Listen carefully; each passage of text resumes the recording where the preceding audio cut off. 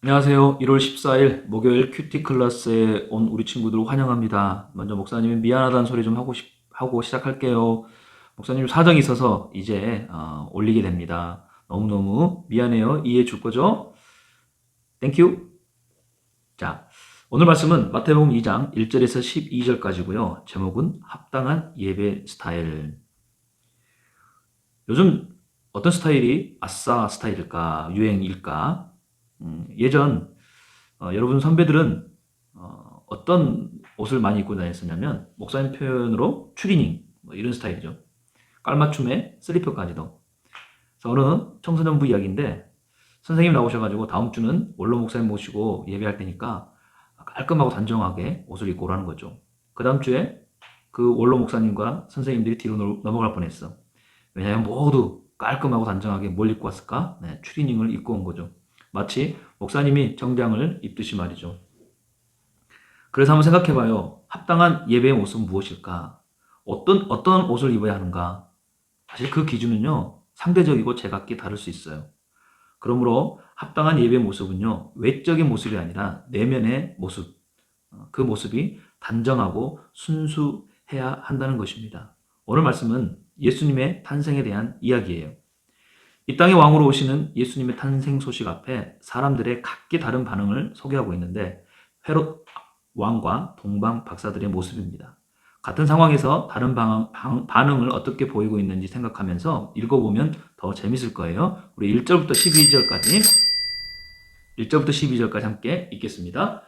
헤롯 왕 때에 유대 베들레헴에서 예수께서 태어나시자 동방에서 박사들이 예루살렘에 찾아와 물었습니다. 유대 사람의 왕으로 나신 분이 어디 계십니까? 우리는 동방에서 예수의 별을 보고 경배 드리려고 왔습니다.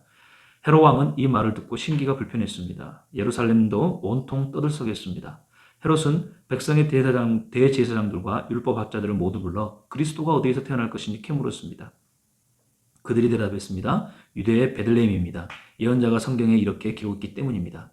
그러나 너 유다 땅 베들레헴아, 너는 유다의 통치자들 가운데 가장 작지 않구나. 내게서 통치자가 나와 내 백성 이스라엘의 목자가 될 것이다. 그때 헤롯은 몰래 박사들을 불러 별이 나타난 정확한 시각을 알아냈습니다. 헤롯은 박사들을 베들레헴으로 보내며 말했습니다. 가서 샅샅이 뒤져 그 아기를 꼭 찾으라. 그리고 아기를 찾자마자 나에게도 알리라. 나도 가서 아기에게 경배할 것이다. 박사들은 왕의 말을 듣고 다시 길을 떠났습니다. 그런데 동방에서 보았던 그 별이 그들보다 앞서가서 아기가 있는 곳 위에 멈춰 섰습니다. 박사들은 별을 보고 뛸 듯이 기뻐했습니다.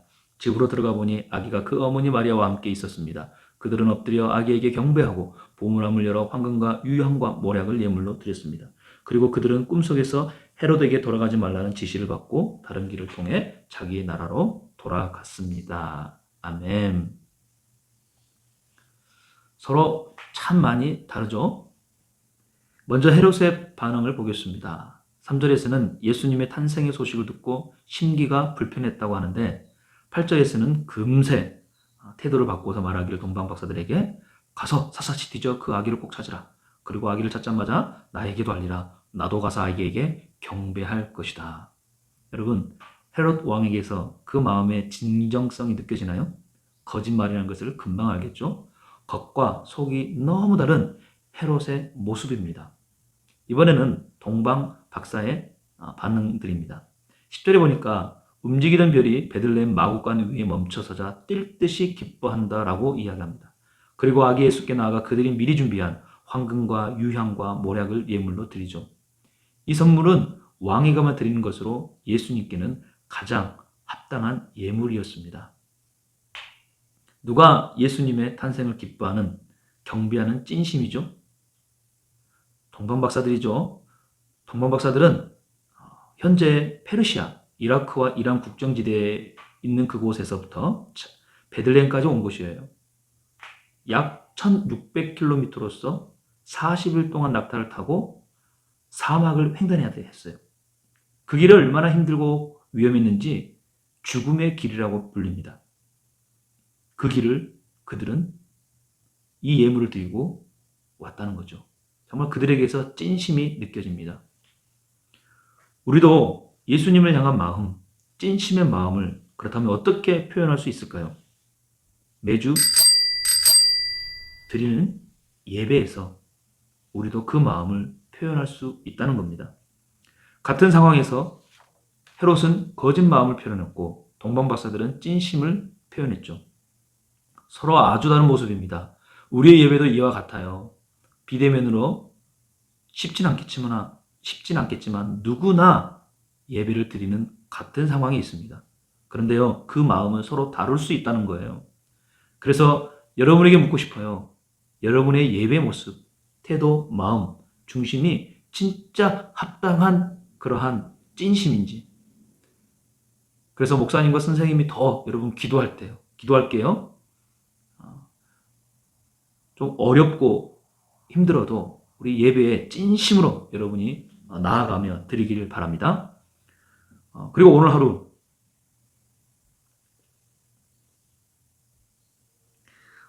동방 박사들이 저 멀리 페르시아에서 베들레헴까지 찾아왔듯이 우리의 마음이 예수님을 더 사랑하고 우리의 삶이 예수님이 기뻐하는 삶이 되도록 힘쓰는 오늘 하루가 되길 응원합니다. 기도하겠습니다. 하나님, 같은 상황에서 서로 다른 반응을 하는 모습을 오늘 저희들이 묵상했는데 우리 친구들의 마음이 예수님을 향하여 동방 박사와 같은 그런 찐심이 되게 하시고 오늘 하루 그 예수님을 더 찾고 사랑하고 예수님을 위하여 기쁨 하루를 드릴 수 있는 우리 모든 친구들이 되게 하옵소서. 그래서 최고의 예배를 드리는 우리 모든 친구들 되길 바랍니다. 예수님의 이름으로 기도합니다. 아멘. 자, 우리 또 내일도 어떤 말씀이 있을지 기대하면서 내일 다시 만나요. 안녕.